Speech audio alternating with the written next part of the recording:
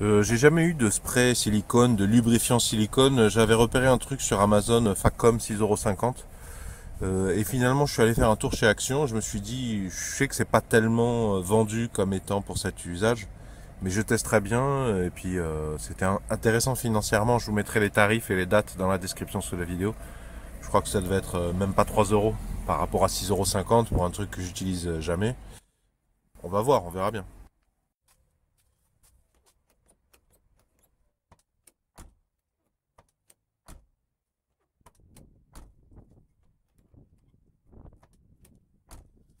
Faut vraiment aller à fond, quoi. Bon, c'est pas très gênant, mais par acquis de conscience, je ferai bien le test.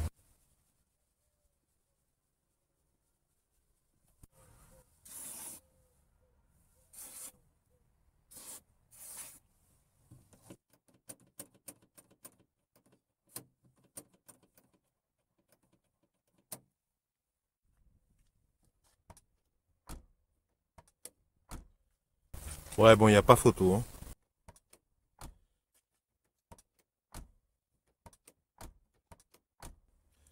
Bon, après, est-ce que ça va tenir longtemps? Bah, j'espère, hein. J'espère bien quand même. Ça marche tellement bien que je pense qu'il faudrait que j'en mette sur les trois autres. En plus, il me semble que ce nettoyant silicone, c'est bon pour les vitres aussi. C'est bon pour le coulissage des vitres entre les joints. J'ai vu ça dans une vidéo que je vous mets dans la description sous la vidéo et ça protège les joints. Mais c'est un homme à peu près de mon âge qui faisait ça, un francophone qui faisait ça sur une voiture beaucoup plus récente et pas tout à fait les mêmes objectifs que moi. C'était plus de l'entretien esthétique que de l'entretien mécanique, voire de la réparation.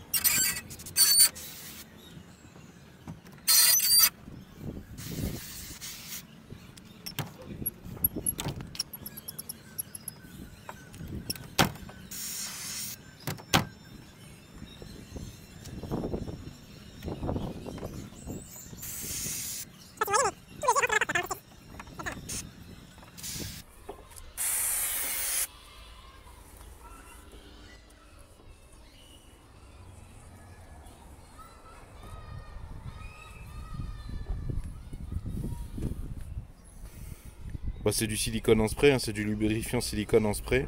J'ai acheté ça chez Action, 3 € je crois. Je vous mettrai la date, le numéro de référence dans la description sous la vidéo. Mais c'est le moins cher que j'ai trouvé chez Action, hein. Après, faudra voir ce que ça donne dans la durée aussi, hein.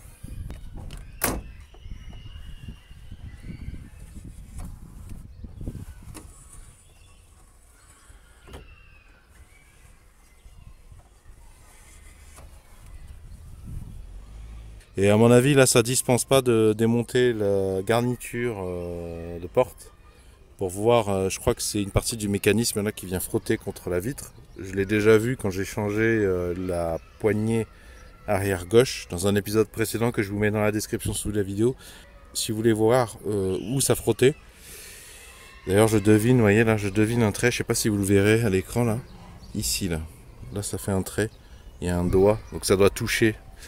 Je pense qu'il y a une visserie qui doit toucher ici, la vitre, et c'est ça qui fait grincement. Et vous voyez, si vous prolongez, ça tombe à peu près au milieu de la poignée.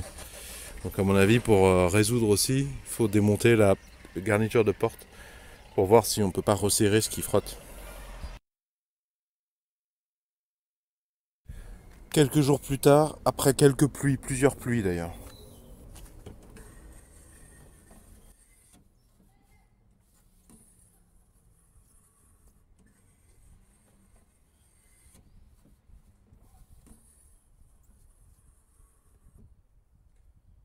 Ça va.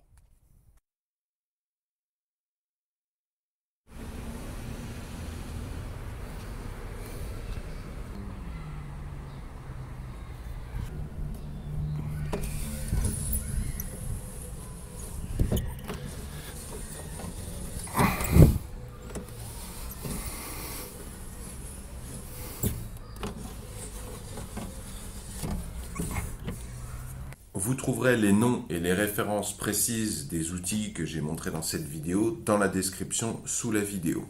J'espère que ce retour d'expérience vidéo pourra vous aider à trouver des solutions à votre problème ou au moins encourager les profanes à prendre confiance et à se lancer. Si vous appréciez cette démarche de partage de solutions, pouvez-vous mettre un pouce vers le haut, s'il vous plaît, pouvez-vous mettre un j'aime.